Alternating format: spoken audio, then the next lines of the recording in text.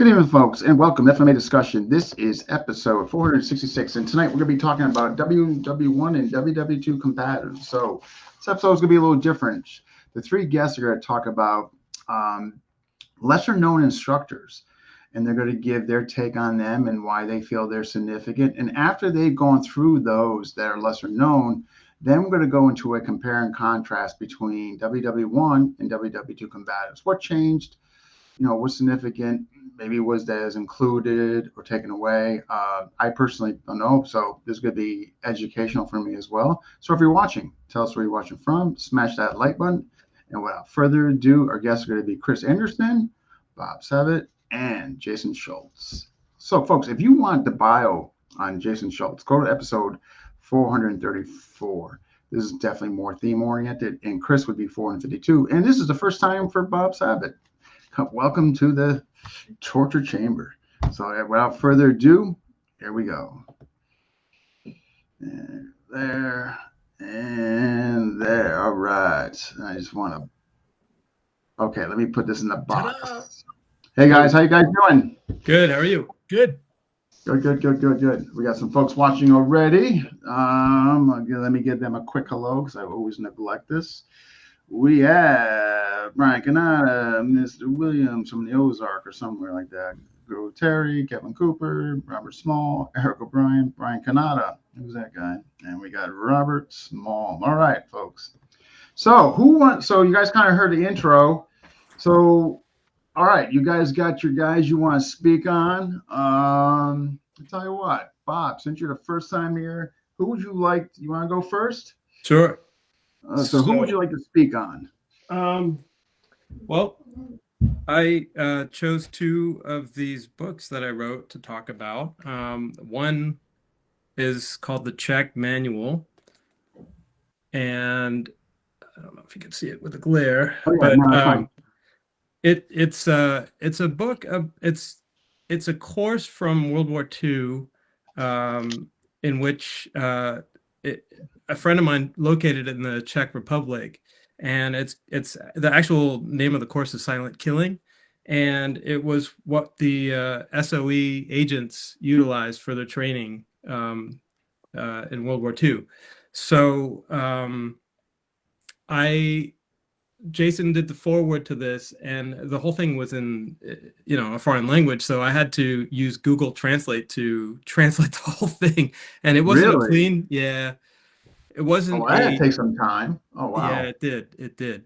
And believe it or not, like a few other people tried before me, but they kind of gave up. So then I said, let me take a stab at it. And we have technology now. We have Google Translate, so that helped me to piece most of this together.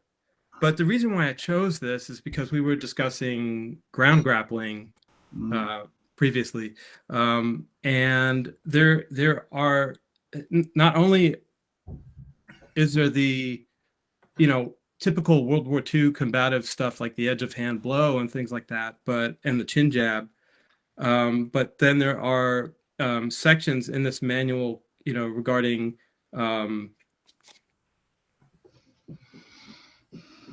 like what you do if you got the guy on the ground, and prisoner restraining and things like that, so it's a lot more than what someone, like something you would find with like, Get Tough or something like that. It was a pretty comprehensive course, Here, Can I just ask a quick question? Yeah. Was this made in particular for the Czechoslovakian army, or was it made to be for other armies as well? It was for the Czech exiled operatives training in Scotland. And, there might be, so in researching for this book, I never really quite, like there were some names, there was a British instructor, and then there was a Czech guy who actually, this book came from his notes. His name was Japi or Jaromír Pika. I don't speak Czech, so I don't know if that's the correct pronunciation or not. But the British instructor, I never actually figured out if he was if he was like, there were two people of the same name, right? And they both one trained in Camp X, and so I don't know if it's the same person or not, but most likely, they had the same training, even if it wasn't. So it's a fast course, a short course from World War II, and that's what most of them were. They were short courses. They didn't have a lot of time, and that goes directly back to World War One, with guys like Smith. He was one of the first guys that came up with a fast course. Um, the the typical mode of training back then was to get these guys to do mass boxing and to pair boxing up with like the bayonet. A lot of the movements were very similar. It's So an interesting combo. So some pure Western boxing with bayonet. yeah, exactly. Yep. I would have never thought of that combo to be honest. I mean, well, So I mean, the thing about that is like they World War One happened, right? They were scrambling to find instructors to teach these guys something. They brought in a lot of boxers, they brought in wrestlers. They brought in guys who knew this stuff, and there weren't a lot of jujitsu guys around back then. It was like not, yeah. So then Smith came along. He was one of them. Alan Corsterfin Smith. Another guy was Richard Thornberry. I think that's a guy that was located out on the West Coast, at Fort Lewis. So you had guys like that were starting to bring in those Eastern martial arts, and then also you had Biddle, and you had people in France. I don't, do you know the name of that pamphlet, Chris? It's like a small French pamphlet, and there's a guy in it, and he's doing the tiger claw, basically, I think. Corpse or something like that. I don't speak, a lot of these things are in foreign languages. So it's hand to hand, right? And there's a pamphlet, a French one, with a guy basically doing like a tiger claw. And, so then we bring it back to the whole conversation of like, well, was someone like Fairbairn the first to come up with these methods, or were they already available, And from what I've, from all the research I've done, these tactics and techniques were already happening from like World War One already, with guys like Smith. And I have a course, Cris knows this one. It's I have the World War II version of it. This is actually a Canadian pamphlet. I'm such a nerd because I put all my stuff in like comic book sleeves, but but this is it's actually a World War One course, but they carried it over to World War II. So you have things like, and I've found Japanese versions of this, and I've found translations of this from other countries. We got your translation right here, Bob. Brian Canada is saying means body to body. Yeah. Okay. Exactly. Yeah. Thank you, Brian. So there's a French pamphlet, where the guy is basically doing like a tiger claw, Bob, I have two versions of that booklet. Right. So which ones do you have? I have both Canadian versions. One is English and one is bilingual. It's French, nice. English. Yeah, this one's from Ottawa. Yes. That's what it says on the bottom there. Yeah. And it's 1941. Yep. So it's based off a World War One course. I don't know the date on do you know the date for the For the World War original One, I do course? not. Yeah. So anyway, so that is a direct correlation of, you know, of tactics from like World War One that carried over to World War II. And this was in 1941, so it was before Fairbairn and Sykes showed up, you know, on the scene. So Interesting. they were basically, you know, utilizing whatever they could find. So a lot of these, I don't have any other World War One courses, but So, go ahead.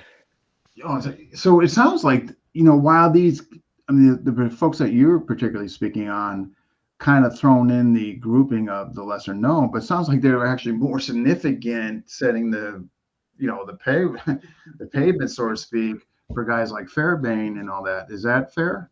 Yeah, I think so. I mean, they were definitely they're lesser known in like the World War II combatives community, you know, Mhm. because people tend to like, you know, neglect all that backstory, you know, and there's a lot to it. I mean, those guys were the first guys, technically, you know. Smith was one of the first guys in the States teaching a short course. And when Mm. I did that book, I mean, he had posted some he had not posted he had published some articles in newspapers with his short course, you know, and then he had like the military version of that course. So he was definitely teaching civilians and the military at the same time. And what I found was a lot of these guys did that, you know. So then if we just go cycle forward a little bit to the post-war, to the interwar time period, I did this book um, with Cris wrote the foreword, Mm. and it's from the 1920s. And a lot of so one of the guys that I wrote about in this book, he was an instructor for the Marines. A hand-to-hand combat instructor. And I don't have a picture of him, but I found his course in newspapers. So I pieced the book together from his course, you know. Wow. And so the interesting thing about him is he was in the Marines. So then it kind of gives you an idea. Like we know Biddle was the guy, you know, the Marine Corps instructor for hand-to-hand combat from well, he was mainly a bayonet instructor, but he was brought in to do that. But he also brought his version of jujitsu, which he learned from O'Brien, who was another jujitsu instructor from way back, you know. So with this book, there's some techniques that I think correlate directly to like what, you know, things that O'Brien taught, you know. But then you have like the chin jab. This is in Applegate's book, you know. He did this in his too. And actually Matt Temkin showed me this one. You know, it's a vicious move. You pull the guy's belt and you push his head back, you know, and it's like a quick, you know, like a push pull, you know, and you can Mm. snap the guy's back, you know. So this guy's putting that in civilian newspapers, you I was going know. to say civilian newspaper. Yeah. And this is around the time period when you know, they're just coming off of the whole like prohibition era with gangsters and stuff like that. Ah, so So, late. Okay, you know, 30. so people were like looking for techniques like this, you know. But you know, like I found articles going way back, you know. That's what I do. I pull articles and I post them in the group that we're all a part of. Um, and so anytime I find like a complete system, I figure, you know, why not compile the whole thing and share it. Yeah. So Jack Dempsey did the same thing. You know, we have Jack Dempsey too in this book, and he put together a whole course of self-defense and published it in newspapers. I mean, the pictures are not great because this is the way I found him, but like, he had his own course, you know, and this is when he was a civilian, you know.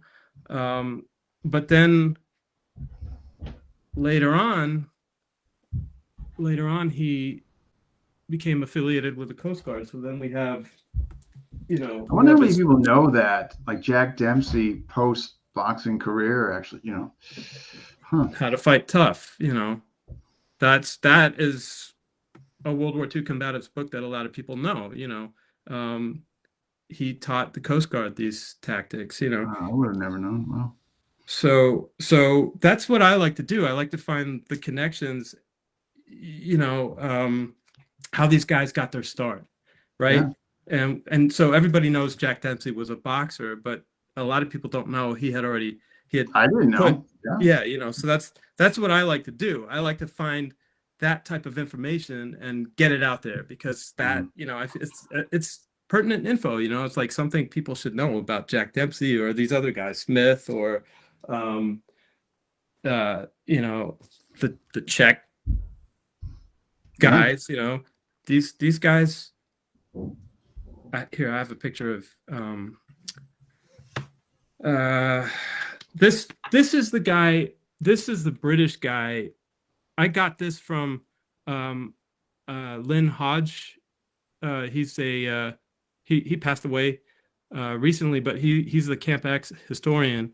And a friend of mine, Phil, when we found this name, he suggested I reach out to Lynn Hodgson and ask him about Sergeant Andy McClure, you know. And so this is who we think was the instructor for the Czech, this guy, Yapi, Jaromir Pika, who came up with this course came from his notes, you know. So it wasn't something that was out there, you know. That's amazing. Can I point something out? Yeah. Sure. We got at least 3 guys from Montreal here, and somebody in Georgia is translating French. Yeah, Brian Granada. You know, like that's a little. Think about that. Yeah, you got so Jason, the guys that Bob just spoke on. What's your opinion on them? I think they're fantastic. I mean, they are the forefathers. It sounds like it. Like, I mean, without knowing really a lot about this, Fairbairn, but obviously these guys seem like they paved the way, right? Oh yeah. So my opinion on Fairbairn is this: Fairbairn, like many instructors today, brought nothing new to the table. The man knew how to market himself. You know, he wasn't anything special. The man could market himself, just like people out on the scene today may not have anything groundbreaking, but they know how to market themselves. They know how to create a stir around them, you know? Man, isn't that the truth, man? Wow. And he took credit for techniques that other people were really, kind of maybe it was theirs. Yeah, I got you. Yeah. But Yeah. he's the, Yeah. It kind of happens today too. yeah. Yeah. Yep.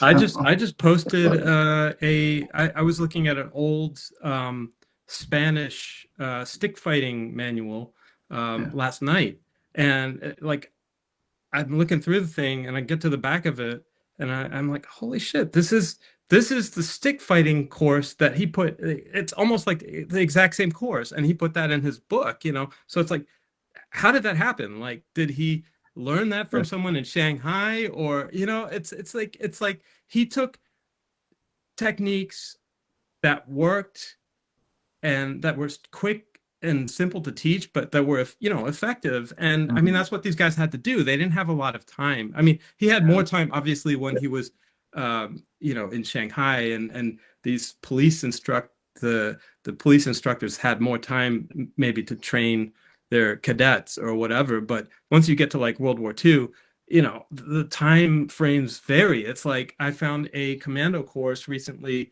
and it's like in 1 week they had like 2 hours of unarmed combat instruction, you know. And then like the West Point course, I don't have like a time frame on, you know, how long they were training the people, but I imagine it was more, you know, they had more time. And I put this course in the book I wrote about Anthony Flores. But we were talking about, so I have got, you know, I put the unarmed combat portion of the course in that book, but this whole book contains stuff like swimming and, you know, boxing and wrestling. And so it was, you know, depending on time and how much stuff they wanted to teach these guys, you know, it's either like they had a couple hours or they had weeks or they had months, you know, it's there was no like uniform way. It's just, man, we got a couple questions. Spaniards speak of episode 355 often. I'm going to touch on. I hear it's life changing. I'm going to touch on George in a little bit, so I'll take Mike's question later. Mike's Blackgrave? Yeah. Okay. If that's okay with everybody? No. Yeah. Sure.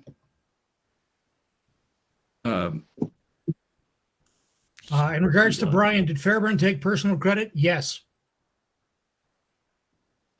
Some of the techniques that came from Sykes, as an example, okay, and others of his instructors that he took credit for and claimed within his system, there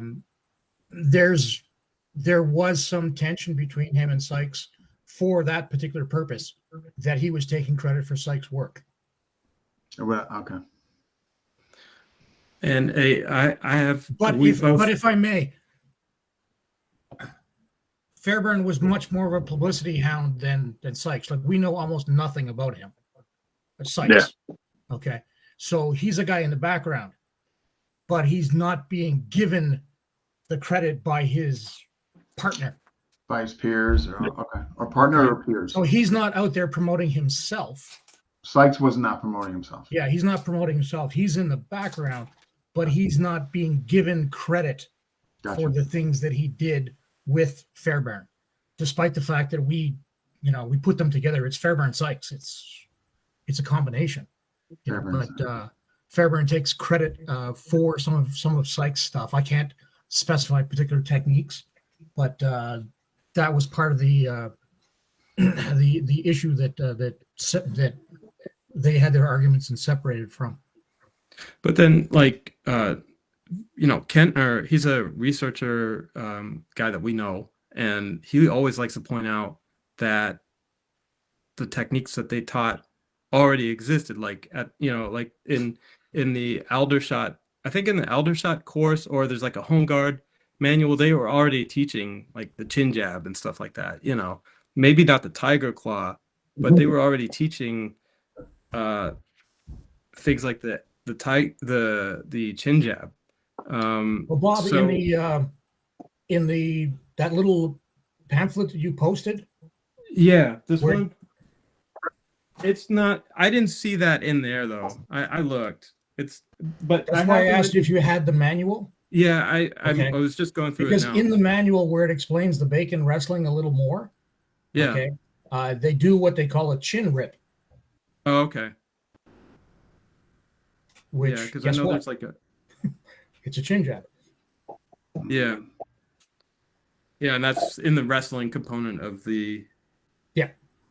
You know, they have boxing. This is the physical and recreational training 1941, right? And so it's got wrestling, it's got boxing, it's got basketball, it's got everything. So it was the unarmed combat portion was a part of their physical conditioning program, and I guess sorry, go ahead. Bob, do you have the amendment? At the very start, WW2 from Bill. What's that one? That's the amendment. Levi. Physical training. Okay. I don't know if I have that. I have a home guard manual from the same time period, and I know that has the chin jab and stuff in it. It's like it came down to later on. It came down with the commandos and stuff. I think they didn't have as much time, right? So they focused more on like physical conditioning and then obviously like weapons training and stuff like that. I mean that was what they focused on. And That makes sense, though. yeah. Less time, they're gonna with. I guess they're gonna focus on what they're carrying with them. You know, Levi was teaching the home. Bill's also saying that Levi was teaching the home. Okay. Yank Levy. Yeah, he's an interesting guy too, because he was like a soldier of fortune, basically. He was like a civilian guy that I guess fought in the Spanish Civil War, and then the Home Guard brought him in to teach those it was like sentry removal and a lot of those kind of techniques. And he did teach some unarmed combat, but I think it was minimal compared to like what, other guys taught. He was mostly teaching just how to like take out a sentry, sentry removal, that's what they needed that for, really, And I think as time went on, it just kind of just became that, and it wasn't like this, it's like, I just wrote in a recent book, the CIA with their post-war program, they were training operatives for like, I think it was, I want to say Albania, but there was some training going on with those operatives, and they narrowed it down to like 4 techniques. It's like the weapons training took precedence. Yeah, I could see why. Okay. Yeah. He was a guerrilla fighter. He was a guerrilla fighter instructor from the Spanish Civil War. Yeah. Okay. Who's got? All right. Who wants to go next with? I'm sorry, but Bob, did you have more? I'm sorry. I can probably jump in if there's anything else. I feel like I covered a lot. I think I touched on some people that were not necessarily, civilians. Maybe. Jack Dempsey is not one of the lesser known. I would have never guessed him. Yeah. Yeah. For sure. No, I'll go next, though. I don't have much information about these guys, but the first one I'm going to talk about is Wesley Brown Jr. He was a naval hand-to-hand combat instructor, a naval officer in World War II. He doesn't get quite the credit he deserves, but he was one of the 3 authors of Naval V5 hand-to-hand combat program. He was a police officer, I believe a college wrestling coach. He ended up being a police chief. But in the V5 manual, it's essentially a complete course, a complete unarmed and armed weapons course that's supposed to be completed over a course of 30 lessons. So if you were to get the manual, which Military Naval Press, I think, just released a new copy. So the Paladin Press copy that is long out of print can now be purchased again for less than a fortune. But speaking of Fairbairn, there was a nice, interesting conversation that was brought up earlier today in one of the groups about the edge of hand blow. And how it's taught with the flag thumb or the thumb flat to the hand. And Fairbairn teaches it with the flag or with the thumb flagged. He believed that it caused rigidity on the soft part of the hand. But guys, Americans like Wesley Brown Jr. taught it with the thumb flat to the hand. Same as Stiers, same as Biddle. And the V5 program is really good, just all around rough and tumble fighting. After the war, he released his own self-defense book in 52, I believe, Wesley Brown's Self-Defense. Again, it's a great platform to learn from. Yeah. The techniques are well described, images are clear. Again, this one has just been released through a publication company. You can get it on Amazon for less than $20. People are really digging back into the history and republishing these books, and I think it's great. Part of me hopes it's to further cement the legacies of these guys. Yeah. But I know part of it's got to be to line their pockets a little bit, you know, knowing that the interest is out there. Excuse me, Jay. Yeah. What was the name of the book? I'm sorry. The one that you're Sorry, talking about. the second one was Self-Defense. I mean, the first one. I'm sorry. Oh, the first one was the Hand-to-Hand Combat Guide for the United States Navy. Gotcha. This is the 1962 edition. Wow. But yeah, it's been released by the Naval Military Press. Nice. So reprints are out there now. They weren't for quite a while. You either had to get the Paladin reprint or an original, and they were up there for quite a while. You know, they were pretty cost prohibitive. The second guy I want to talk about really quick is a man named Dewey Mitchell. I don't know. It's black on green fabric cover, so it's a little hard to see. But it looks like the cop is kicking the crap out of some guy on the ground. I love that image. But this is from 1942. And again, he was just a civilian instructor. You know, that's him. Just a regular guy. He graduated from the Tokyo School of Jiu-Jitsu. He taught at the Western Reserve University, and he was an instructor for the Cleveland Police Department.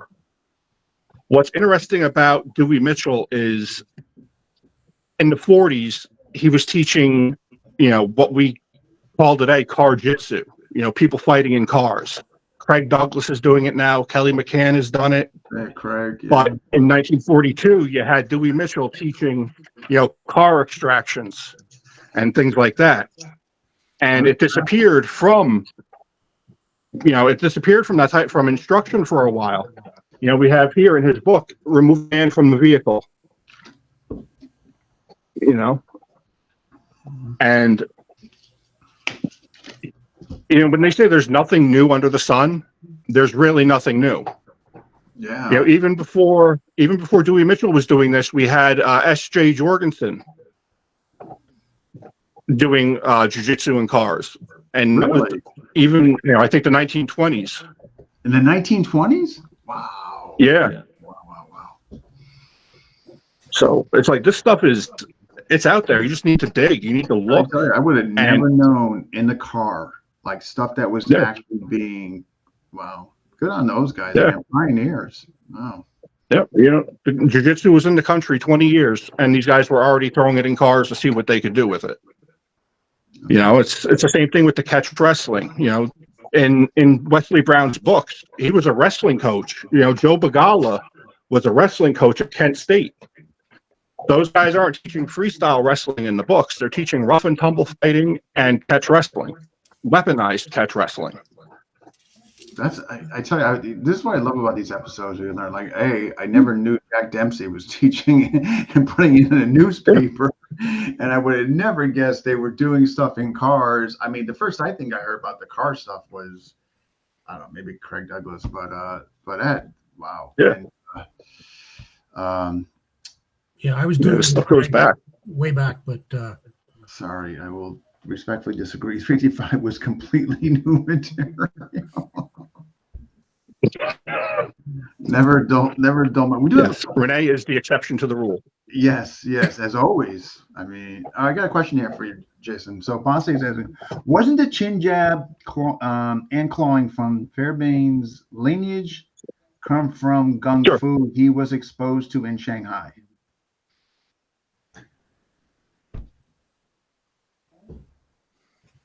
I mean, for you, Jason, if you. That's what the story is. Okay. But then you have guys like Stiers teaching the chin jab also. Yeah, you know, you have in the V5 manual. Let me just pull it up here.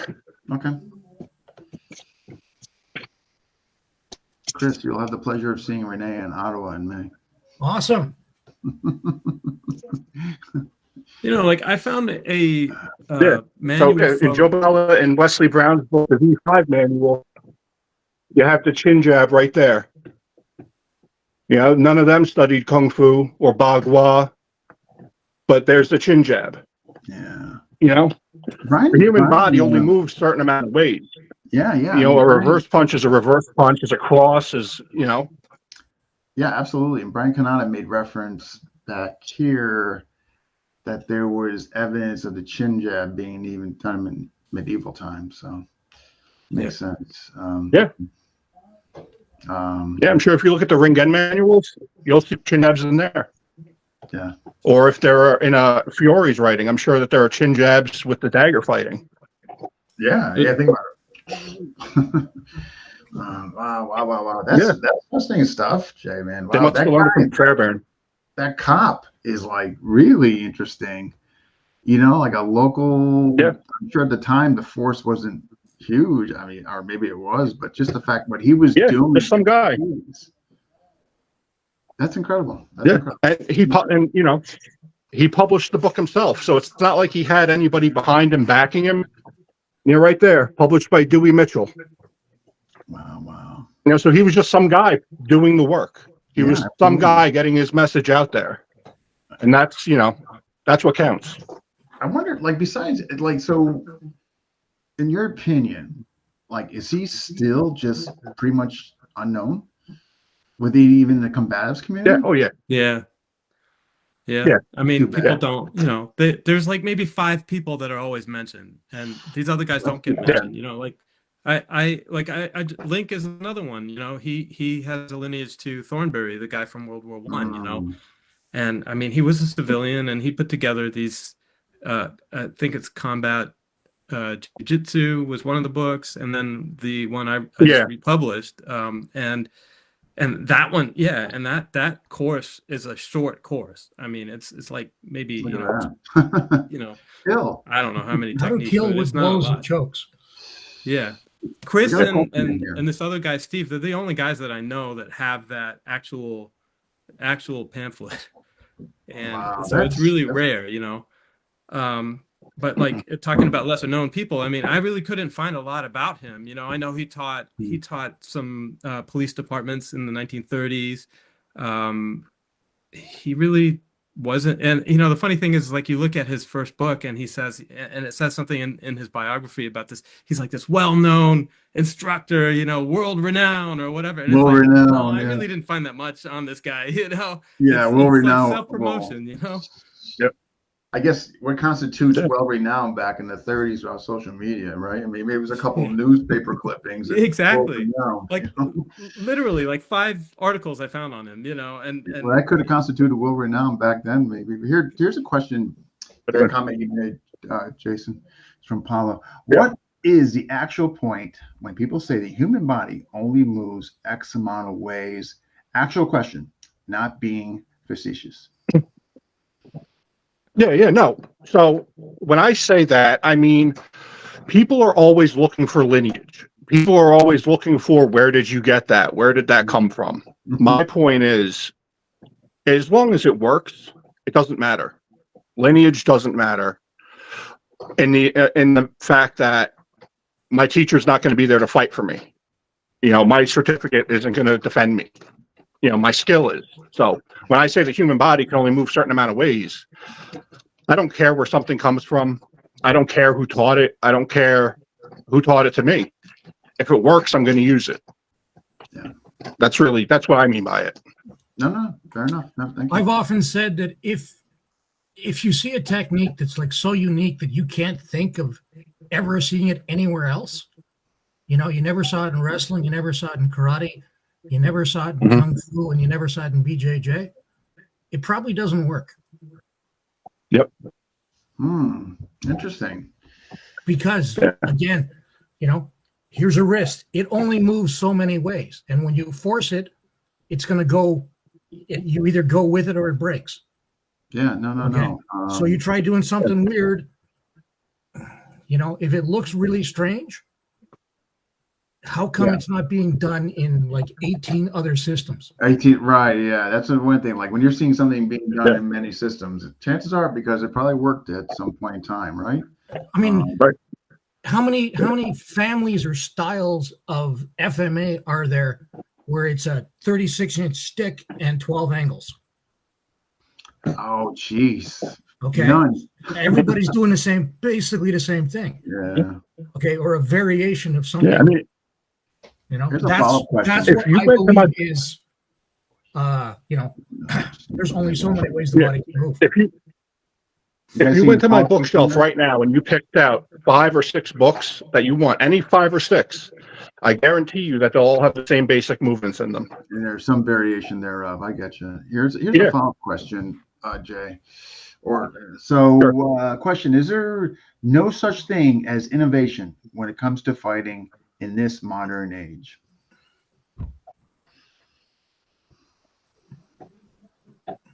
I'm sure there's innovation. The more we understand the human body, there will be innovation in the way we train, maybe the way we retain information. Yeah, absolutely. But as far as the way we fight, I don't think so. Yeah, I agree. I don't. I'm going to qualify that. If you look at the evolution of BJJ in the last 20 years, okay, opening up all kinds of different uses of guards that didn't exist. I know the butterfly, spider, this, that, the other. I'm not a BJJ guy, but you have this huge, if you look at an old tape of, Gracie's in action and you look at a modern BJJ competition, like, there's a problem. It's not the same. Yeah, we went to the whole sport thing. Yeah, so absolutely. in that way, they've evolved. But I mean, at the same time, boxing, while the skill level has probably increased, boxing hasn't particularly changed. The rules remain the same, so they still work within the parameters of the rules. Right. Yeah. Okay. I wanted to mention that physical training manual for the Marines, the Royal Marines, 1943. There's a small section on boxing in there, and I always like to bring that up because it goes through all the boxing blows, but then it says don't use the uppercut, use the chin jab.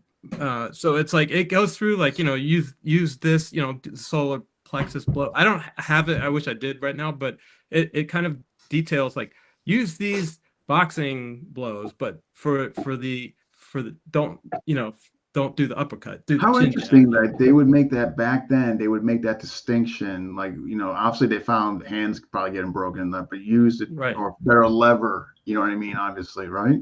Yeah. Interesting. But they still used they still had that component of training because it was tried and true. Most of these guys coming in were boxers. They had a background in boxing. So it's like, it's much easier to just let people continue on with what they already know, and then you add to, right. But some guys didn't have any experience at all. And then what I found consistently in my research is that a lot of this training had to do with confidence boosting too, basically. It had a lot to do with, building these guys up so that when they were going to go off to war, they felt like they knew something, even if it wasn't going to save them or they were never going to use any of it, because war is with weapons, it was more about just building up their self, I can say building up morale. They're going overseas. They're young. You know what I mean? Yeah, absolutely. This is great stuff, guys. I mean, you guys are obviously, man, Bob, if done you your homework. If you look at some of the books, you also see, a real raw patriotism, and our art is superior to the Japanese version. Right. Exactly. Yeah. A lot. Down to in Martel's Simplified Jiu-Jitsu, he refers to the inbred genius of the saffron skinned devils. Okay, which is an amazing comment for a judo book. They show techniques that they say this is so dangerous, you should only do it on a Japanazi. Right. And then what about all that like Americanized judo or Americanized jiu-jitsu? And it's like, they tried to differentiate, and make it. Yeah. What do you got there? This hand-to-hand combat. I'll cover these guys in a second. Okay. where they're showing football. They've got the Chicago Bears demonstrating techniques, demonstrating chin jabs and such. Right. And they're like, our stuff is superior. We demonstrated to Kano himself. Our judo is better. But it's, I'm not going to say it's a puff piece, but it's, it is. It's a confidence builder. It's a, hey, you're getting the real stuff. We've studied their stuff. We've made ours better. And then, just to point this out, but like then you had, the soldiers from America going over to Japan, and they were like Jason's size, you know what I mean? And then you had like the Japanese guys, and they weren't all, they were not tall guys, so it's like, and then you have all this, it's propaganda on both sides, because 100% on both sides of propaganda, which Brian just definitely. Awesome. So Chris, you want to talk about your cats? Okay. So the first guy I want to talk about is a gentleman named Stanley Bacon. Stanley Bacon. Bacon. Okay. One, because it's a really cool name. Two, because I can actually show following lineage, taking it down to Jason, Bob, and myself. No kidding. Oh, let's hear it. All right. Stanley Bacon was a wrestler. He was an Olympic wrestler. He fought in the 1908 Olympics. Okay. He won a gold medal against Dilarescu, okay, who took silver at middleweight. Then Dilarescu dropped down and fought at lightweight and won gold. Okay. We'll get back to George in a second. One of his students, Bacon's students, was a gentleman named Stan Bissell. Stan Bissell was obviously a wrestler, worked for the London police. He was one of their hand-to-hand combat instructors. He ended up teaching the commandos after Fairbairn and Sykes. While he was teaching the commandos, the Derby's Rangers were in England, and they were taught by him. One of Derby's Rangers was a gentleman named Ben Temkin. Ben Temkin's son is Matt Temkin. Matt has taught Jason, Bob, and myself. Wow. Where's he located? Where's he now? Georgia? Yeah. He's in South Carolina now. Oh, yeah. I knew he was south. I knew he'd left New York. Yeah. Oh, so he was at one time in New York. Gotcha. Okay. Yeah. Yep. Okay. So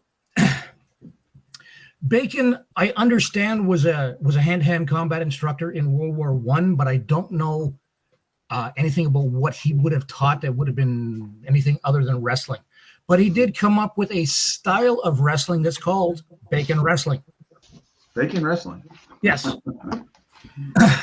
And it was the biggest difference between Bacon Wrestling and catch can or Greco-Roman is basically once you got the lift, once you picked somebody up, it stops. They would stop, or in training, they would stop? They stop. Okay. So you're not dumping somebody so they don't get injured. So for the military, this is perfect, right?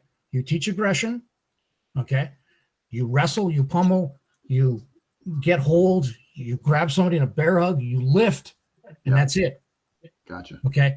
You don't need equipment. You don't need mats. You don't need a ring. Okay? And your recruits don't get hurt. Okay? Actually, Bob was holding up this book, Physical and Recreational Training from 1941. Okay. Okay. And in it, where it's giving description of Bacon Wrestling, summary of lessons, attack, waist hold defense, prevent opponent obtaining inside position, don't let him get underhooks, press heel of hand against chin. I'm sorry, I just want to, what year was this again? 1941. And they're mentioning underhooks? Well, it says prevent opponent obtaining inside position. Double underhooks for body lock. Wow. Yeah. Don't let them do it and chin jab them. Fascinating. Okay.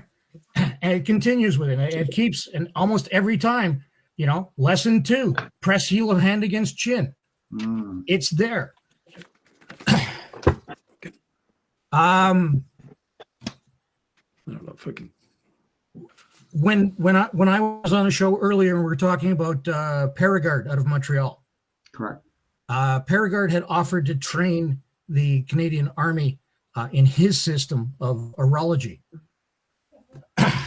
And I have the paperwork from the military where they've refused it. Mm.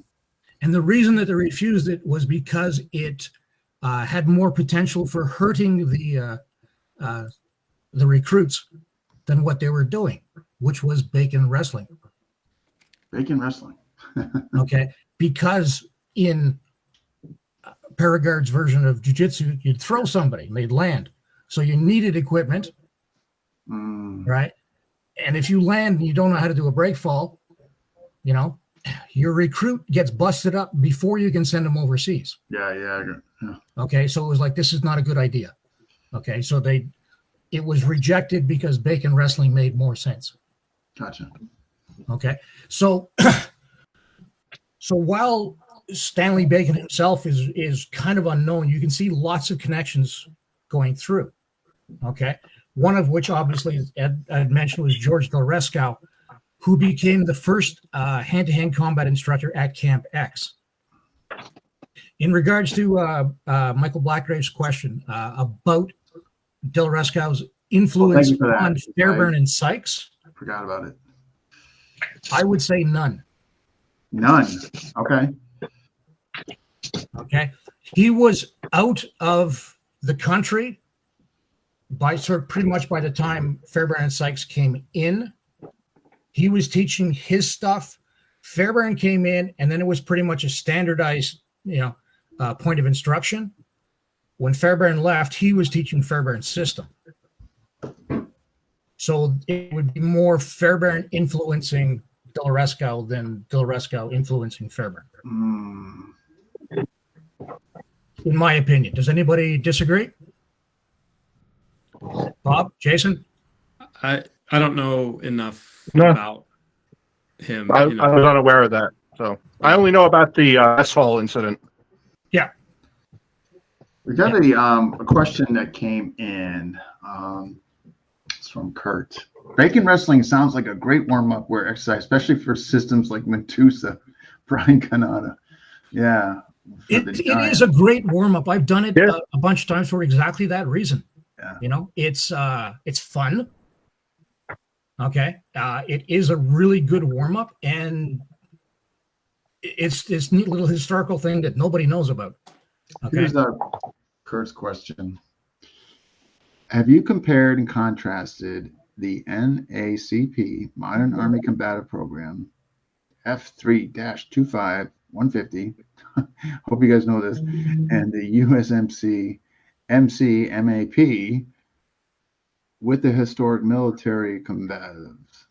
What similarities have you found? What are some of the stark contrasts?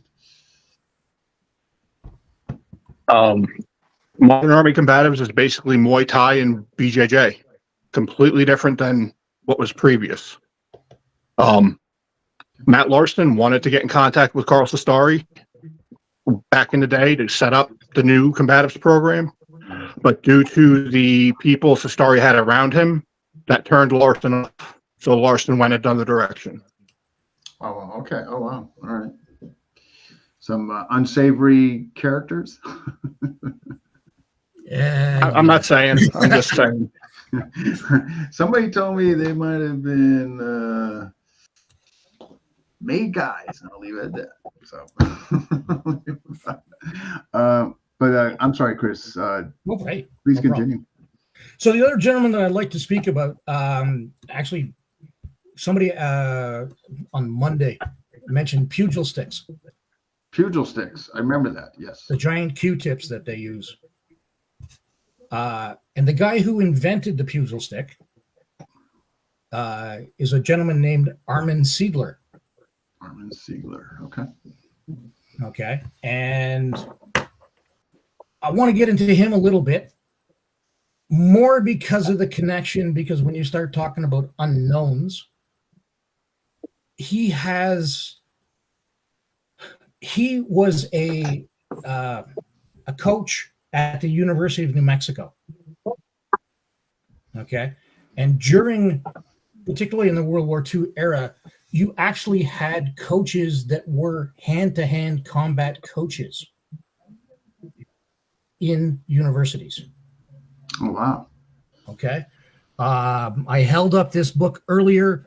It's called An American Method of Hand-to-Hand Combat. Okay. I don't know if you can see on the bottom where it says Edward O'Donnell and Lieutenant Commander Mal Stevens.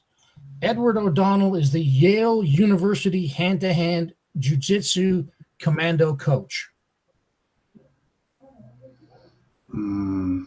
Okay. And Mal Stevens is the football coach. Okay, so you've got... I need that on a business card. Sorry? I'm Need that on a business card. Yeah. So like you've got Seidler at the University of New Mexico. You've got O'Donnell at Yale. Okay, you've got Heck Kenny, who wrote a book called Rough and Tumble. Should know. Who was at the University of Illinois. You got William Jacome going back to World War I at McGill. He did a book on boxing and bayonet for beginners. Right. And it was Boxing and bayonet for beginners. yeah, well, it's a correlation between old bare knuckle boxing and bayonet. Okay. Joe Beglia, who you mentioned, was one of the instructors that formulated the hand-to-hand combat manual for the V5 program, was the wrestling coach at Kent State. Check this out. From 1929 to 1972. Nice. Okay. That's a long time. Yeah. Okay. Wow. So you've got a lot of physical education coaches in universities who were trainers during World War II. What about the one guy, Deliscu? That guy was in Columbia. He was an instructor there, right? Columbia University. I believe you're right. Yeah. Yeah. Okay. Obviously we're not covering everybody today. Right. You know, but it's just to give you an idea. There are a lot of folks that have a lot of contributed a lot. Yeah. Are not as well known as everybody else. You know, like there's the big three: Fairbairn, Applegate, Sykes.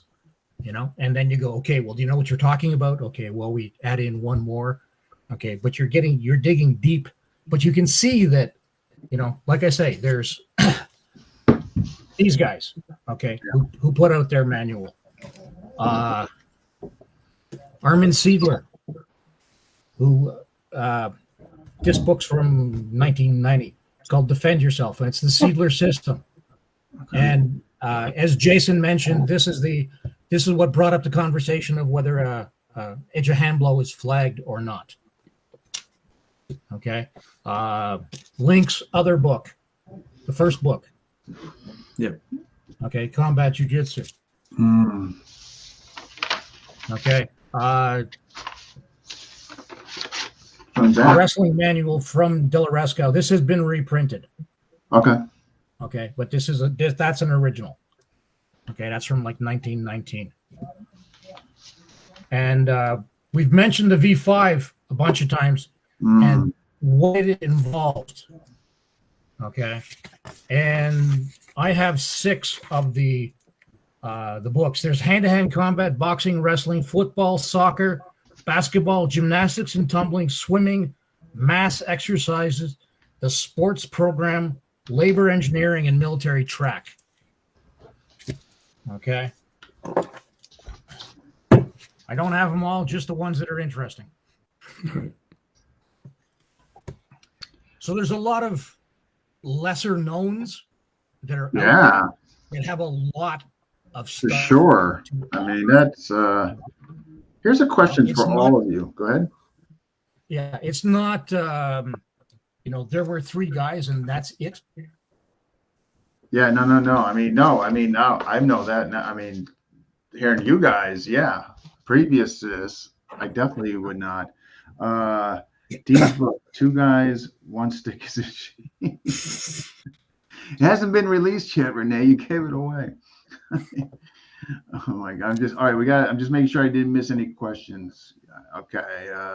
Burn Lock and Boxing and Bayonet Fighting are very similar in structure, Dean. True. Michael Yep. Blackgrave. Here's a question. Yeah, same posture, same footwork. Yeah, I get okay. Step drag, I can see it, man. Here's a question: who were there H2H systems taught by Axis powers of? Oh, good question. Of the Axis powers of WW2 or any notable teachers? Interesting question. On the flip side, like Italy, Japan, and Germany, were they? Yeah. So we don't celebrate them because we destroyed all their records after the war. But in Japan, they had the Nakano Spy School with Fujita Seiko, and now Fujita Seiko was the last Koga ninja. And by ninja, I mean he was legitimately employed by the Japanese government as an assassin. Okay. He died in a car accident in the late 60s, but he was operational during World War II. And he flew to Europe during the war to basically prove out his hand-to-hand combat system on POWs. Basically showing what punches would do to the human body, what kicks would do to a living human body. And built it around that. So he used straight punches, reverse punches to the face, to the throat, spike kicks and knees to the groin, stomp kicks to the knees, just, essentially destroying the human body. Good question. And that's what he taught his students in Japan. Okay. The Germans also did jujitsu like we did. They had, hand-to-hand combat manuals. They're not as prevalent as the Allied manuals, but they are out there. Yeah. Jiu-jitsu was strong in a lot of Europe, like through the 20s and 30s. The Brits, their main judo club, the WWI, would go to Germany for competitions. Okay, and where is it? I'm looking for 100 Years of Judo. There's a book by Richard Bowen that covers the history of judo in Britain, and he's got a bunch of notes on the British teams going to Germany and the German teams coming to England and having competitions and training together. So it was fairly common to have judo, jiu-jitsu, whatever term you want to use, throughout Europe, into South Africa. We could get into Leo McLaughlin, but that's another story. This is amazing. World champion Leo McLaughlin. Yeah. So like there's lots of places. What was the German book that was written as a response to? English Gangster Methods. Yes. Yeah. Yes. Yeah. Yeah, Defense Against English Gangster Methods. I'm going to have to do one of these where I'm actually in front of my library. Yeah, right here you could just pick it out of your shelf and. Well, yeah, because like I've only got 400 books in front of me, and there's. That's all. Well, there's 1,000 downstairs, so. That's insane. Wow. Wow. Here's a question for all you guys. Because what's amazing about this guy, for me anyhow, is that the depth of you guys went to like be so knowledgeable in this area. I think it's commendable. Like, what was it for each? This question is for all three of you, and whoever wants to go first. Actually, Bob, if you want to go first, what was the driving inspiration for this? Like that you guys wanted to go so deep into this history, and not just the knowns, but the lesser knowns as we're talking about tonight. Like, what was the driving inspiration? For me, it was, I started looking at the stuff after 9/11 over here, and I was pretty much just looking for a bare bones effective system to protect myself, So you went from looking at the lens of self-protection to like going historian. Yeah, but there was along the way, I've always been interested in true crime stuff, especially local history. And so I started researching a story here about a bank robbery that happened in Queens. And these guys were like Hell's Kitchen mobsters, and they were affiliated with a hitman who had been a ranger during World War II. And so then, that kind of got me thinking, like, I was already along the lines of like, let me look at, what effective systems are out there. And I arrived at World War II combatives, and then once I found out about this guy, and I wanted to know more about what training he went through, then I was just, after that, I was sort of like hooked, because it's like the amount of training that these people went through during World War II. I mean, it was like everybody got some of it, everybody got some commando type training, Boy Scouts, war workers, police, auxiliary police, postal workers, everybody got some of this hand-to-hand combat training. Someone sent me an article recently. I think it was a Don Rearick article about a woman he met in a laundromat or something. And, I remember that's, if I can find it, I'll have to share it with you guys at some point. But, he ran into an old lady at a laundromat who was I think a war worker or something, and she knew the chin jab and she knew all that stuff, she had gotten that training somewhere along the way, and it to me, it was just like I fell down the rabbit hole. I wanted to just find out more about it, and then once I uncovered one thing, it led to another, and then you start. As I pulled more articles, I started seeing the connections, and the bottom line is, with World War II, they didn't have a lot of time, and they had to come up with something effective to train to these guys, and it wound up being like also about confidence boosting in that process, but also the guys that they brought in, like the guys that they brought in had a lot of experience, but they were all types. Like they were police officers, they were wrestlers, they were boxers, and it's just people that use the stuff in their regular day to day. They had that experience, but those were the people that knew what they were doing. Right. And so, I mean, it's just, it's like, it's a large, it's just a big story, and to uncover one piece of it here, and to find a name, and then to like look that guy up, and then, like Richard Thornberry, and then, he influenced Link, and then Link, he wrote 2 books, and then what did he do with those books? And then he sold his books, and then you have Fairbairn selling his books, and it's just interesting history, and it's American history. Wow. Too, I mean, it's global history, but to me, it's a part of our American history, Yeah, I think it's just incredible, the lengths you guys went. I mean, same question for you, Jason. I kind of stumbled into it. I was, we talked about it previously when I was looking for something new, when I didn't want to do MMA, I wasn't interested in competing. And then I found, I've reintroduced myself to the combatives, and it was really the first time I felt like I was home, speaking in a martial arts sense. It made sense to me. And then, just doing the research is like a treasure hunt. Yeah. You uncover some guy's name in passing. What did he do? Where did he come from? What did he write? Did he write anything?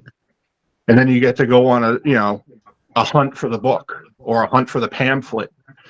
We have, stapled together pamphlets that are 100 years old because some guy thought his ideas were good enough to put on paper. Yeah. And it's just, there's so much out there. There's so much history, and these guys, they're not, the traditional martial artists. They're not these, mountain wizards that live off, in that stereotypical setting. They're regular everyday guys, and they were never elevated to that, demigod status. Right. These are just regular guys who went to a day job just like you and me, but they were able to teach hand-to-hand combat to the people who needed it. Again, like us, like heroes in a way. Too bad they didn't get their due. I mean, like, they probably saved a lot of lives of young kids going over there. You know what I mean? And morale boosting, and you know what I mean? Just they obviously, I don't think they're getting enough credit, but no. Cris, what say you? Same question. Well, I was doing jiu-jitsu, and I read a book on Camp X by David Stafford, and it had Fairbairn's curriculum in it. No details whatsoever. Literally just, chin jab, edge of hand blow, blah, blah. That's it. And I got kind of curious to dig into it. Camp X also appealed to me because it's a spy school, because it's 3 hours away from me. It is literally ground zero for combatives in North America. Yeah. It's ground zero for the CIA. It's like there's all kinds of things that this is an amazing place. That so much history came out of there. I got real curious about it, and I researched it more because I was a jiu-jitsu guy. I was really excited to be, discovering Fairbairn, who was essentially teaching jiu-jitsu, a stripped-down version. I was able to get together with somebody who had trained with Al Tino, one of Carl Sesteri's guys, and he showed me how to do combatives as opposed to do jiu-jitsu. We just kept digging into it. Same thing, I love the research. I love finding out, these little systems that, somebody came up with, that work. They're nice, compact little systems. It's still being done today. Medusa is a really simple, short, quick system that you can adapt. It's completely viable all by itself, but you can fit it in with the Feldenkrais system. You can fit it in with RAT. You can fit it in with whatever it is that you want to. It can be a component of something, or it's standalone, an effective standalone. Okay, it doesn't need something else, but it can blend real easy. No, yeah, absolutely. So again, you're finding these things. It's like, hey, and then you find this one. It's like, oh, that's cool, and wow, here's another one. And I kind of got into the collecting thing, and I ended up with a few books. And just a couple. Those guys back then, they were DIY in a way. They were that's something else that appealed to me about it. As because I'm a punk rocker, and to me, it's like they like stripped down the martial arts. We gotta talk, man. I gotta see who you like. I gotta see who you like. It's like Minor Threat, like it's like Bob won't tell you this. Hey, Bob, tell him about Thailand. Oh yeah, I mean, I grew up in Thailand, and I was in first punk rock band. Yeah, in Thailand, yeah, and there wasn't much of a scene there. It was like me and my high school buddies, but we started our own scene, and it's like this stuff, this combatives, from World War II and World War I. I mean, it's like that, it's like they had to come up with something bare bones and effective, and just brutal, and easy to teach, and something that anybody could pick up, and they could take it back to their unit and then teach someone else. It's just it's the simplicity of it, and they were innovative, so that also interests, like Cris was saying, the systems that these guys came up with. I mean, they're all like kind of similar, but they all have these nuances, and that's also interesting, Yeah. And then when you really get into it, there's all these paradoxical things too, like, it's like, I don't know, like, do you need like all the judokas not doing any groundwork or throws? Yeah, do you need 4 Speaking techniques? of groundwork, do you need 30 techniques to, it's just like, keep it simple, stupid, Yeah. No, that's great. Okay. You guys ready to speak on a change between WW1 and WW2? Sure. Yeah. All right, Jay, kick it off. And I'll make sure I didn't miss any questions here. They didn't fix what wasn't broken.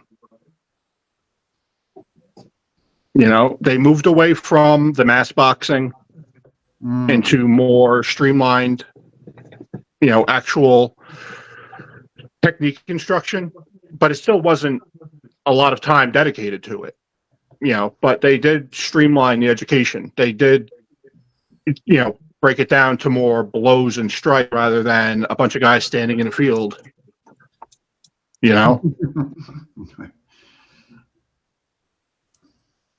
But that's part of the evolution of boxing itself, because they'd gone from bare knuckle to, in World War I, they were still basically teaching bare knuckle. Okay. Yep. Old school bare knuckle boxing. Okay. And by World War II, they were teaching essentially the Marquis of Queensberry had been around since 1883, but they were, just more evolved. If you look at like what Mike Gibbons was teaching at Fort Benning in World War I, it's bare knuckle boxing. It's the old, the old fighting Irish stuff. And by World War II, they'd stopped it. Yeah, absolutely. By World War II, they'd stopped it. To me, one of the prime examples of the difference is if you look at Biddle's, there's two versions of his Do or Die. Okay, the 1937 edition, I refer to it as Three Stooges Jiu-Jitsu. Yeah. Like he has defense against an eye poke. Okay, seriously. In the 1944 edition, where he doesn't say he got it from Fairbairn, but he does say that the at least one of the three Sams had come back from Shanghai after training in Defendu, and you see a big difference in the realism of the jiu-jitsu that's in it. Okay. It's a much more realistic system. So it sounds like kept the same stuff. It just the evolution of the stuff, the improvement. That's going on. Okay. Yeah, and some of it got cleaned up. I would say in World War I, there wasn't necessarily combatives. There was boxing. There was wrestling. There was a little bit of judo, but there wasn't a boxing, wrestling, judo coach who went, okay, I've got 2 weeks to train you. What are the best techniques I can teach in that time frame? Right. Okay. Even Bob's seen a letter from Kelly Yeaton to Fairbairn, Fairbairn to Yeaton, where he says, they're not the best techniques in the book, but we only got so much time. Yep. If we had more time, we'd show you something, we'd show you something more. Okay. So it's somebody by World War II, you're taking people that have a lot of knowledge and then telling them, okay, you've got 8 hours to teach these guys to get out the door. What are you going to teach them? Okay. And you start eliminating things that you're going to teach them, and that's why O'Neill and Fairbairn, and many others who are judokas, Fairbairn's second Dan, and it was signed by Kano himself. O'Neill was a fifth Dan. There's no throwing in their systems. Why is that? It's because they're There's barely any jiu-jitsu in O'Neill's. Oh yeah, no, and he teaches break falls.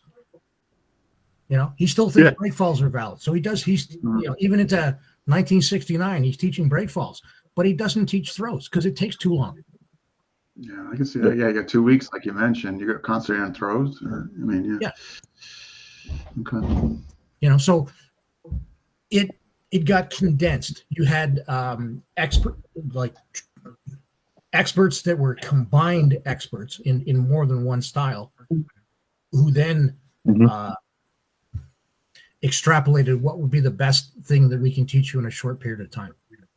So you get to the, if you only have a hammer, everything's a nail. Okay. So I'm going to teach you, one blow, that's it. That's all you need. Exactly. Okay. Yeah. Give me 12 weeks, give me 30 weeks. I'll do the V5, and I'll teach you boxing, wrestling.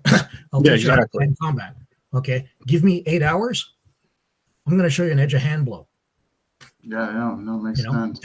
That's going to be the extent. I'm going to show you an edge of hand blow. I'm going to show you a chin jab. That's what we're doing. Totally understandable. No. Bob, what do you see is any differences from WW1 to WW2? What's your take? I mean, I see it as a continuation. Once guys like Smith came on the scene, he introduced concepts like Stahara and things like that, but it more or less the techniques and stuff were judo, jiu-jitsu, and that just continued on, to World War II. I mean, even like Defendu, it's been described as a highly stylized, a westernized version of jiu-jitsu, and it's just, I don't think, I mean, aside from the boxing and the bayonet tactics and stuff like that, I think once it got to like the hand-to-hand combat stuff, I mean, there's also another guy, Billy Sandow. All these guys wrote a bunch of books, and if you look at them, I mean, there's a lot of rough and tumble combat stuff in those, and I don't see any difference really between the World War II stuff and the World War I stuff. I mean, World War I was a brutal conflict. I mean, trench fighting, they really needed these techniques, and then you had guys like the guy with the bolo knife, Henry Johnson. He didn't have, I doubt he had any training whatsoever, but he had access to a weapon, and he took out like 5 Germans, and it was necessity, to like learn something quickly and something that was effective, that was going to see you through, whatever it was, and so I don't see a lot of difference. I think it was just, once it started in World War I, it continued all the way on to World War II, Yeah, and I mean, just got involved based on yeah. And I mean, I could say, realistically, it goes back prior to World War I, to like the guys on the Bowery, like all the gangs, and in the 1800s, like rough and tumble fighting, that's when I say it's American history. I know it's not just American history, it's like worldwide history, but you can trace it. If you want to talk about lineage, I mean, it goes all the way back to the 1800s, the rough and tumble fighters with the gouging of the eyes and all that stuff, Yeah, I mean, somebody tell me in a minute, like if you look at medieval pics, yeah, right, the hieroglyphics in the pyramids, for God's sakes, right. You know what I mean? Yeah. I mean, kicking ass is kicking ass, it's not that complicated really, but you need someone to show you something, I mean, not necessarily, but but if you're talking the turpentine camps in Louisiana, or you're talking the the French Canadian loggers, same thing. You got a bunch of guys in a camp, right, who, have nothing to like, work hard all day. At nighttime you play cards and you drink. Somebody says something stupid, somebody pulls out a knife. Yeah. Or sometimes it was just gambling. Like they would just fight each other and just gamble, and it was gambling. Like that was their entertainment. Exactly. There was no internet back then. Right? Yeah. Yeah, exactly. Like they were freaking playing cards, and whoever had a few too many drinks and was losing money, and yeah. So I see it as a continuation all the way through. It's probably not a popular viewpoint, but I mean, if you want to look at the straight, just history of it, it goes way back. And I mean, people could. So in World War II, a lot of these guys would talk about jujitsu and judo and trace it back to like China and India, you know. And again, that's probably like a form of propaganda in a way, but I mean, there is some truth to that, you know. Martial arts did start out, you know, in China and before that in India, you know. So India, they say India's a root, right? yeah. Or they think it's a root. I mean, Can I say something? Yeah. Okay. You've got 3 F's, okay, for human survival. Food, fuck, fight. Yeah. 3 F's. Okay. Nobody had to wait for the Indians or the Chinese to show up to learn how to prepare food. How to prepare Chinese food, yes. Okay. But the Italians knew how to make things before Marco Polo brought pasta back from there. Sure. Okay? So they didn't teach them that. Okay. If you had to wait around for another civilization to teach you how to fuck, you wouldn't be there. Yeah. Okay. Can't argue that. Yeah. So how come you can't figure out how to fight rudimentary until another civilization comes and teaches it to you? Yeah, exactly. Well, then, so that's the thing, right? So then why are we looking at World War II as like the root of all of this? It goes way back, you know what I mean? Like, but maybe by media, which was the papers at the time, the articles and whatever, or the need because of now armed, you know, forces and, you know what I mean, organized armed forces, countries, you know, maybe. But I mean, what's your point?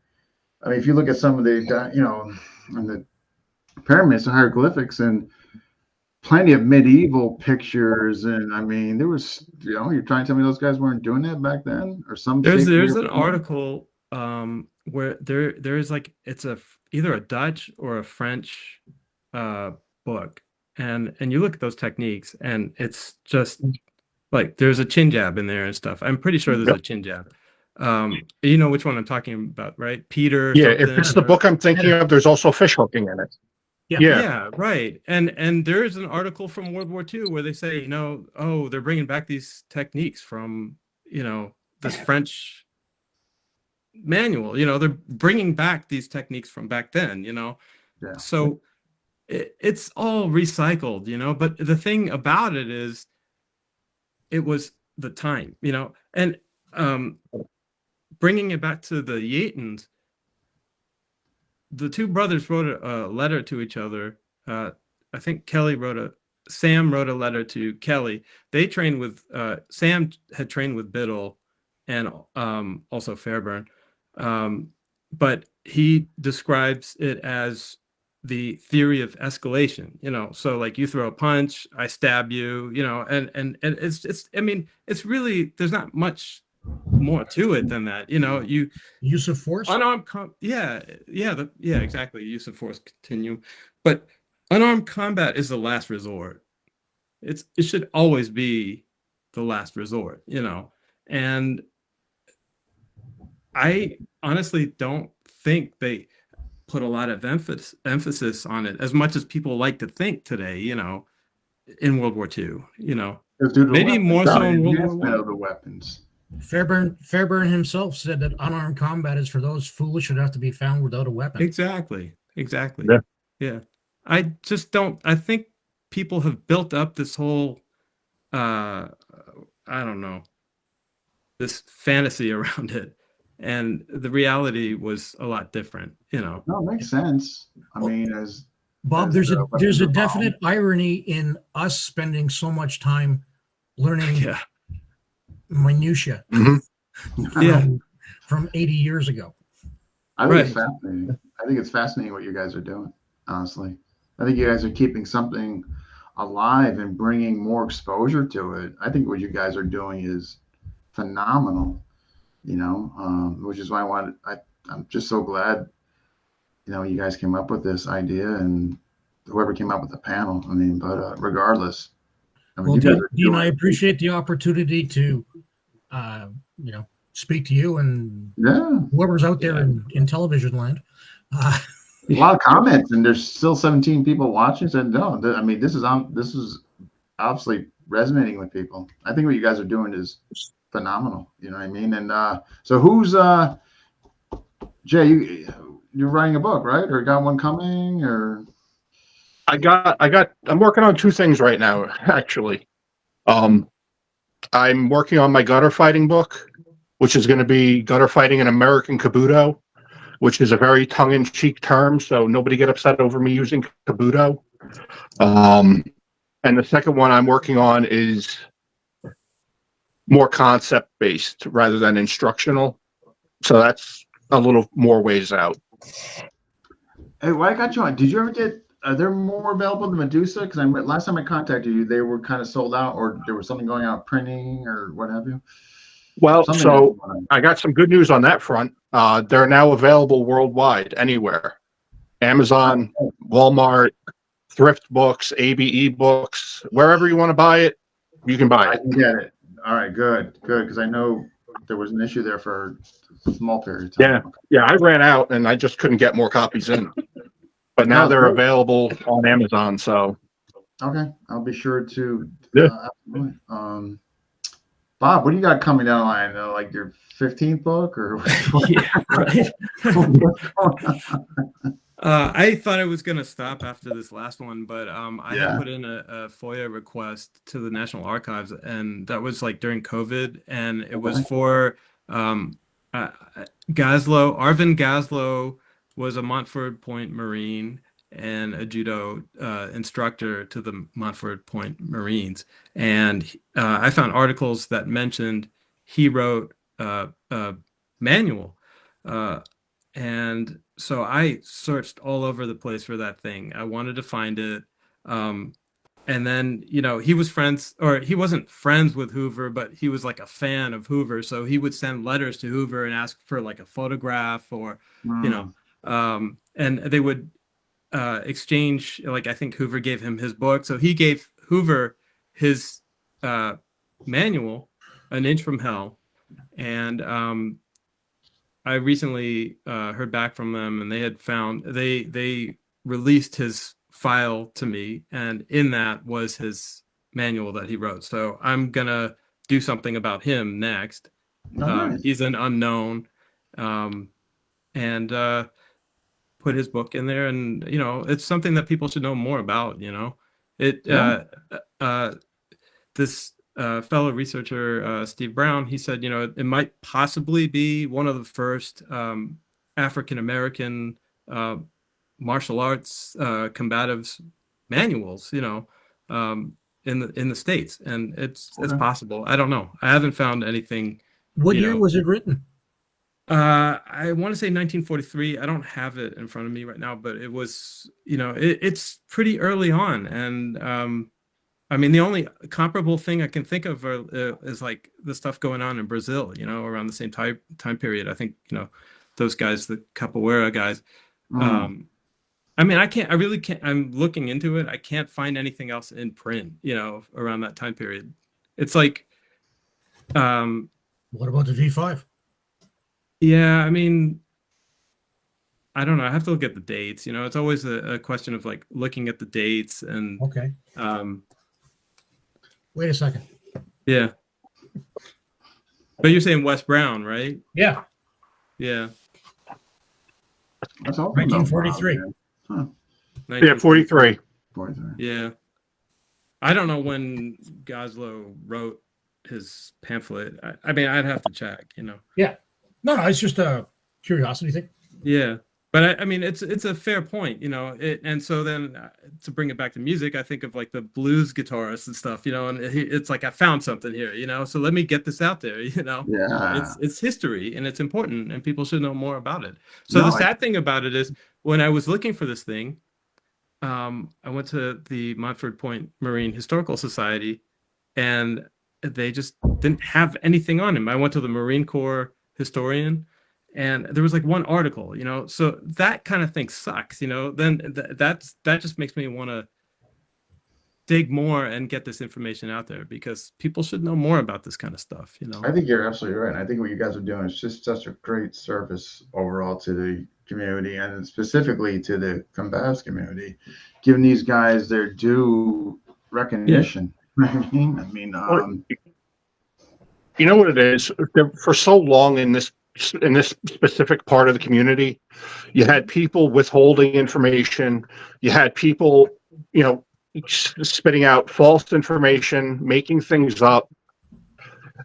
And now with all the research that Bob is doing and all the information that Cris has, and, you know, actually getting this information out and clearing the air is fantastic. Because for so long, certain people's word was gospel. Yeah. And, you know, nobody's infallible.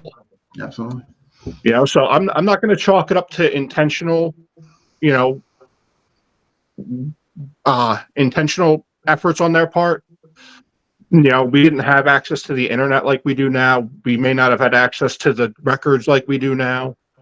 So maybe the information they had was what they were given, but still, so much was withheld because of, you know, the secrecy. We want to have this information and nobody else can.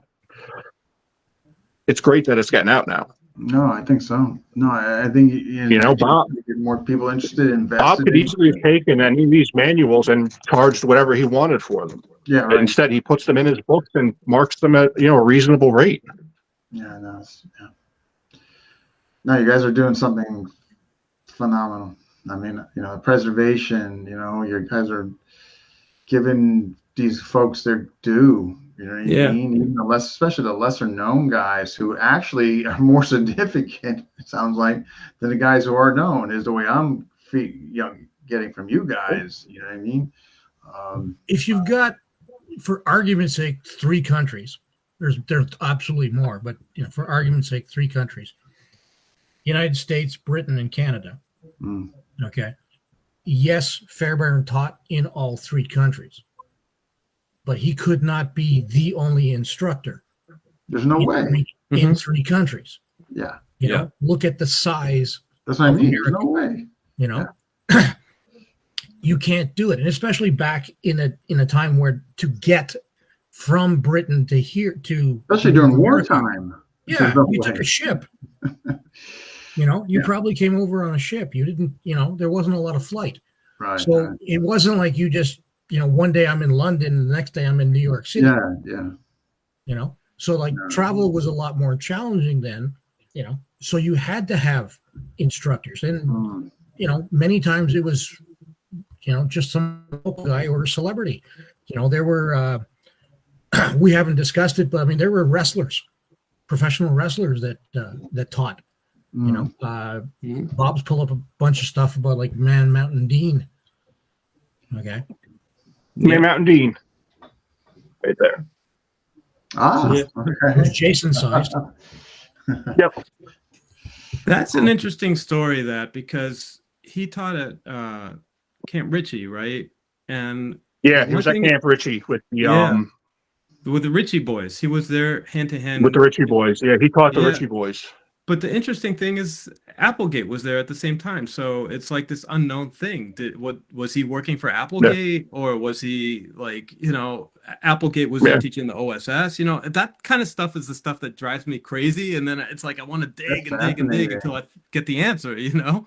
And a lot of times it's an unsatisfying answer or there is no answer, you know, and some people would just make shit up, you know, but I don't. Fill in the blank on their own. Yeah. But at least you guys are making the effort. I mean, just imagine if you guys didn't make the effort, how much there would be like unknown or question marks or more people just filling in the blanks. You know what I mean? Right. So great episode. Gotta go. Look, yeah, absolutely. The next one. Man. Well, hey, I appreciate you guys coming on. This has been so educational. The next one? What's he talking about? I noticed another question from Michael Blackgrave. What do you regarding Blue Current? Oh, I did. Okay. Yep, I did put that on there. First off, I'm really impressed.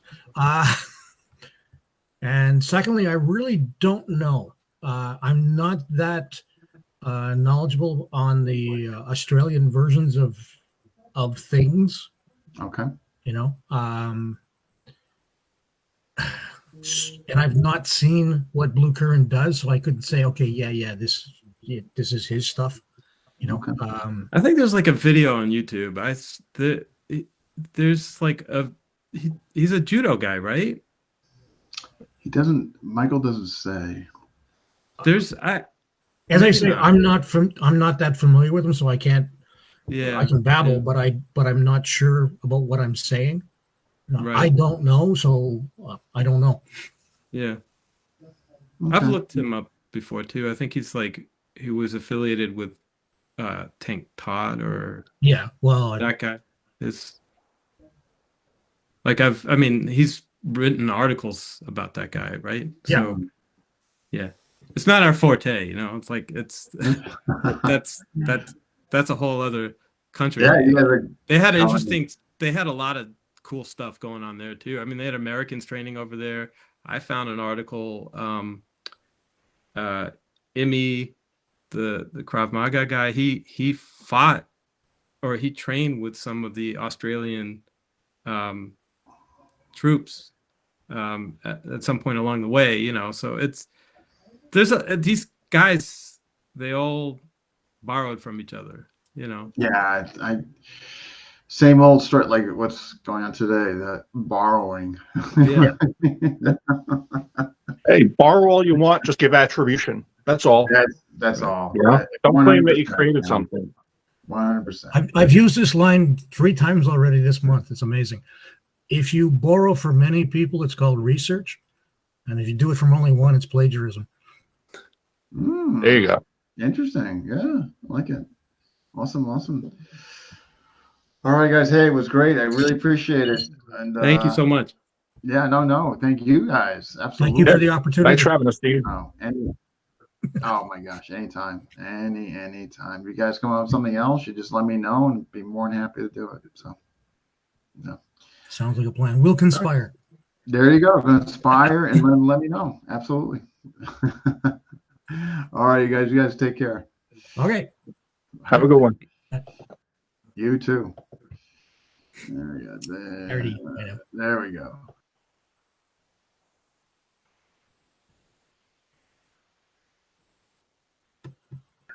He's hit the wrong button.